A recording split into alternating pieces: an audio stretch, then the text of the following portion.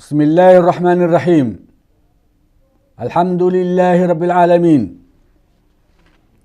walaalyaal waxaa farxad weyn inoo ah guul ii sharaf izii karaamo in la gaaray munaasabadii qiimaha weyneed ee lagu xusaayo 1 luulyo oo ah sanad guuradii 53aad ee aan qaadanay xornimada wadankeena Soomaaliya waxay xornimada ka qaadatay dowladda Italiya 1 luulyo 1960kii.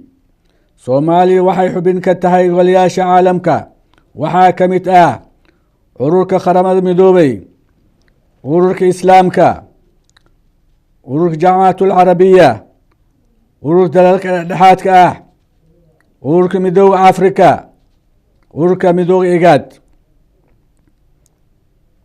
Soomaaliya waxaa soo maray madaxweyneyaal badan. magacyadoodu waxay kala ahaayeen mudane aadan cabdulle cusmaan, mudane cabdirashiid cali sharmaarke, jenaraal moxamed siyaad bare, mudane cali mahdi moxamed,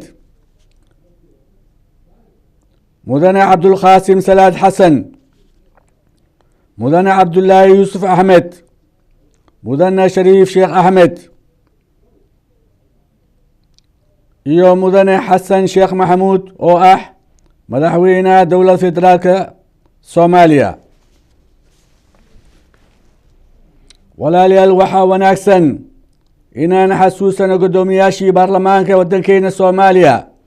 magacyadoodu waxay kala ahaayeen jaamac cabdullaahi khaalib, axmed sheekh moxamed cabsiye, sheekh mukhtaar moxamed xuseen, ismaaciil cali abubakar, محمد إبراهيم ليخلغت، حسين كلمي أفراح، عبد الله ديرو إساق، مصطفى مختار قودو، شيخ عالم محمد نور، شريف حسن شيخ عالم، بروفيسور محمد شيخ عثمان جواري.